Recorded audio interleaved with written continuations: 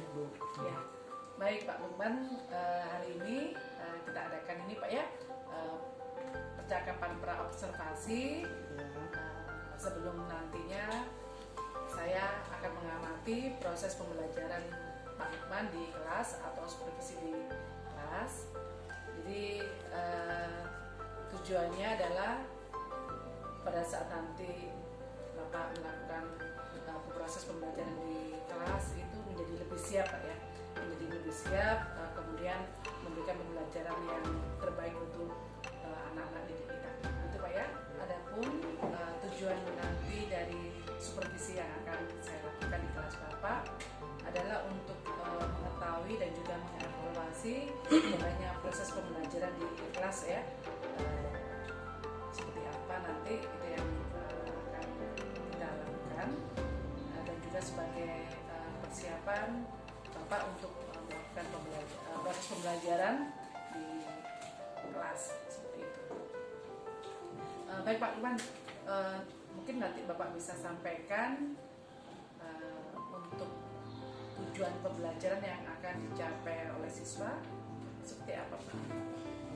Ya, jadi nanti di dalam proses pembelajaran yang kami akan lakukan di kelas itu adalah materinya tentang mock-up.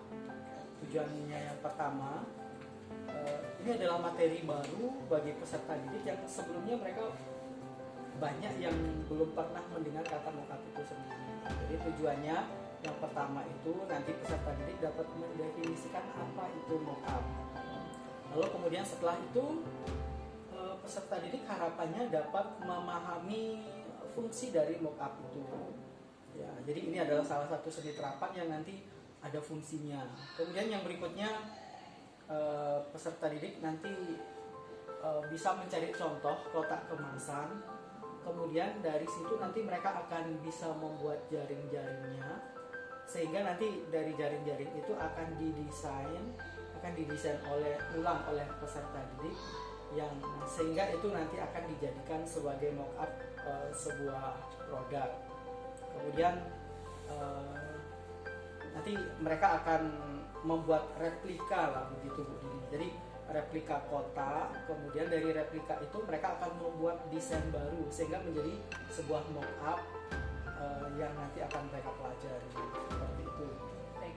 Jadi di sini yang saya catat ini ada dua tujuan ya Pak ya yang akan dicapai oleh siswa. Yang pertama mendefinisikan, yang kedua itu memahami Pak ya, dan menerapkan langsung ya pada saat membuat. Nah, lantas Pak Lukman, dari tujuan yang tidak anak-anak capai, bagaimana dengan area pengembangan yang akan nanti Bapak lakukan kepada anak? Untuk area pengembangannya, nanti yang pertama anak-anak akan belajar bagaimana kognitifnya ya, bagaimana mereka belajar teorinya, karena ini adalah sesuatu yang baru bagi mereka. Jadi mereka harus tahu dulu apa itu mock-up, bagaimana fungsinya, lalu apa saja anatominya, ya itu bagian dari teori. Lalu yang kedua, mereka juga nanti harapannya dapat membuat mock-up itu sendiri. Jadi tidak hanya mempelajari teorinya, tetapi juga praktiknya. Yang penting juga di sini adalah bagaimana peserta didik itu berkolaborasi, bekerja sama satu dengan lain di dalam kelompoknya masing-masing. Karena nanti dalam proses pembelajaran ini saya akan menggunakan model pembelajaran PBL ya, seperti itu. Ya, baik. Jadi ini area pengembangannya tidak hanya pengetahuan Pak ya, tapi juga keterampilan serta kolaborasi yang ingin dikembangkan ya dari pembelajaran ini. Nah, Pak Lukman, dengan area yang ingin dikembangkan, seperti apa strategi yang nanti Bapak lakukan di kelas? Jadi ini nanti dalam proses pembelajaran itu menggunakan metode PBL atau model pembelajaran PBL. Jadi nanti akan tentu sintak-sintak yang ada di PBL itu nanti itu yang akan kami terapkan di kelas seperti itu. Itu ya dari model PBL Pak ya. Ya. Kemudian media yang digunakan Pak untuk kegiatan ini? Ya, di sini kami juga menggunakan pendekatan IPAK ya. Artinya dari proses pembelajaran ini nanti akan memanfaatkan teknologi sebagai salah satu media untuk mendukung proses pembelajaran ini sehingga nanti ya anak-anak akan mendapatkan gambaran yang lebih jelas tentang materi yang dipelajari. Mereka dapat melihat contoh-contohnya, lalu membuat prosesnya. Ya, selain itu juga tentu dengan pendekatan TIPAK ini mereka akan lebih tertarik untuk mempelajari materi yang akan dibawakan ini nanti. Nah, saya rasa dari tadi model yang Bapak sampaikan TIPAK itu ya pasti ada ini ya diferensiasinya ya. Iya. Bisa dilihat dari yang dihasilkan anak-anak. Ya, jadi nanti masing-masing kelompok itu akan membuat mock up yang berbeda-beda. Jadi mungkin nanti akan ada yang membuat mock up tentang desain kemasan untuk bedak, akan ada yang membuat mock up desain kemasan untuk kue misalnya, atau beberapa jenis mock up atau produk lainnya. Baik, kalau saya lihat di sini ada diferensiasi produk ya yang akan dilalui oleh anak-anak Pak ya. Jadi mereka membuat bentuk yang beda-beda ya sesuai dengan mungkin kemampuan ya. Ya. Baik Pak Lukman, terima kasih. Untuk selanjutnya Pak, untuk kelas yang akan nanti saya observasi ini di kelas berapa Pak? Waktunya dan juga apa harinya mungkin Pak? Ya, nanti Di kelas yang ini nanti kami akan pelajari di kelas 8A di hari Senin tanggal 4 Maret. baik. Ini nanti tanggal 4 Maret ini saya akan masuk di kelas Bapak di kelas 8A jam Ini menggunakan jam pertama dan jam kedua. sama 2 jam Pak. Iya. Baik. Baik, terima kasih Pak Lukman dari percakapan atau observasi ini. Jadi nanti di hari tanggal 4 bulan Maret ini saya akan masuk ke kelas Bapak untuk melihat proses pembelajaran. Baik, terima kasih Pak Lukman. Sampai ketemu di kegiatan supervisi nanti. Terima kasih Pak Lukman. Selamat pagi.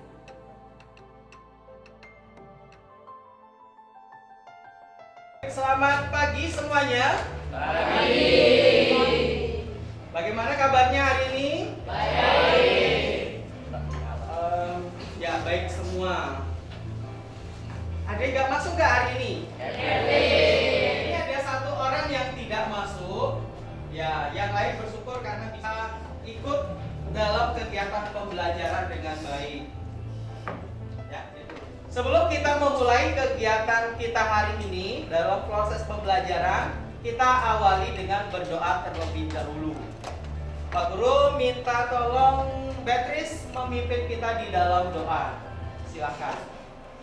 Friends, let's pray before we start. Dear God, good evening and faithfulness in our life, and a beautiful morning, and bless you us everything. So we are all able to thank school. Help us to focus our mind and heart on what we're going to learn today. Amen. Jadi hari ini kita akan belajar tentang mock up. Ya, apa itu mock up? Sebentar kita akan mempelajarinya lebih jauh. Di sini kalau pertemuan sebelumnya atau membuat mock up ini, apa yang sudah kita pelajari kemarin itu kita akan terapkan. Jadi kemampuan yang kemarin sudah kita pelajari itu akan kita terapkan di dalam kita membuat mock up ini. Ya, alat dan bahan yang Pak Guru sudah minta sudah dibawa. Ya, coba masing-masing kelompok tunjukkan kotaknya. Ada yang nggak bawa kotak? Sudah bawa semua ya? Ya, baik. Kertas sudah dibawa? Sudah. Lemnya sudah? Penggaris? Gunting?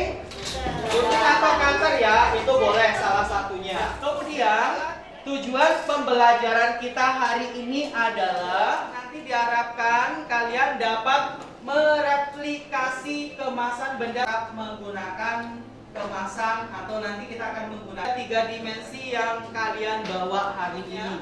Ya, ini beberapa contoh bentuk kotak-kotak dengan bentuk yang berbeda ya. Ada yang tebal, ada yang tipis. Ya, ini juga beberapa mock up. Kemudian Ya, ini mock up juga. Ini biasanya kenapa nggak boleh pakai kertas yang tipis kalau kita mau bikin mock up? Ada yang mau jawab? Menggunakan kertas yang tebal supaya mudah dibentuknya. Kalau misalnya kertas yang tipis itu lumayan sulit untuk membentuknya, apalagi yang kurang dari 70 GSM. Jadi mungkin kurang bisa terbentuk bentuk mock-up-nya seperti jaring-jaringnya. Ya, baik. Jadi buka dua arah dan dari rumah. Terus bahannya juga bagus, tebal.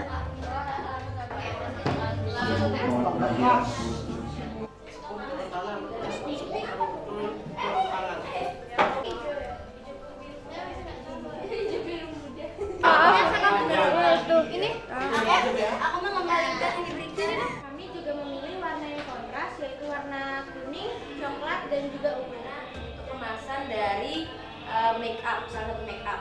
Nah, di sini kita milih warna pink karena ya make up kan mempresentasikan tentang kayak feminim gitu ya. Kita membuat namanya ini menjadi white cloud karena kami ingin gigi orang lain tuh menjadi putih seperti awan. Tapi kita juga membuat produk lain yang mirip seperti dari kotak Pepsodent. Kita membuat dua, yaitu coklat. Rata-rata sudah bisa membuat dengan baik. Ya, ini mock up-nya juga dari segi kerapian, dari segi warna itu sudah bagus. Ya, kelompoknya siapa yang mau jawab? Kelompoknya Brigita ya. Ya, silakan. Jadi hari ini saya punya pengalaman dalam membuat desain atau gambar untuk mock up yang kelompok saya buat. Ya, Pak Guru rasa pertemuan kita hari ini cukup sekian, tapi sebelumnya kita akan berdoa dulu. Ya, Pak Guru minta Beatrice memimpin kita di dalam doa. Ya, silakan.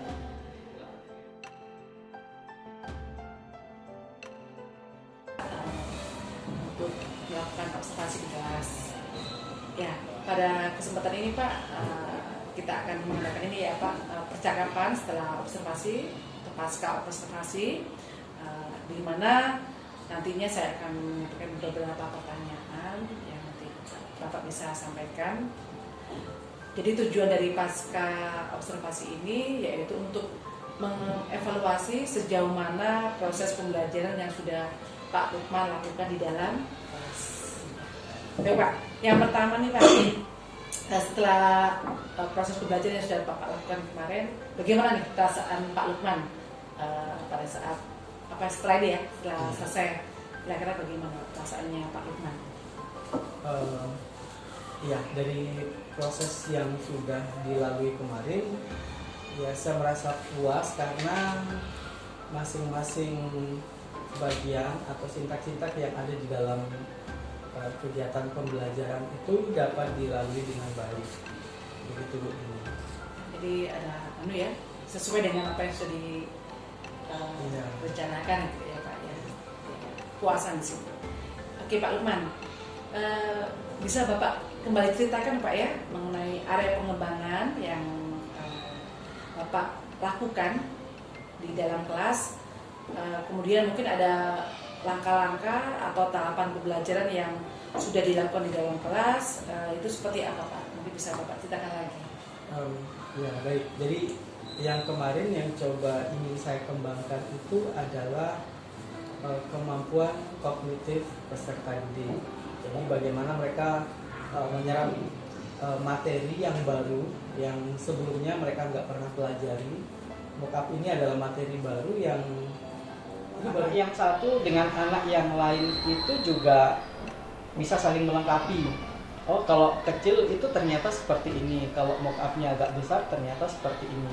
Oh, ternyata kalau begini ukurannya itu bisa menjadi kemasan kue misalnya, bisa menjadi kemasan untuk beras misalnya.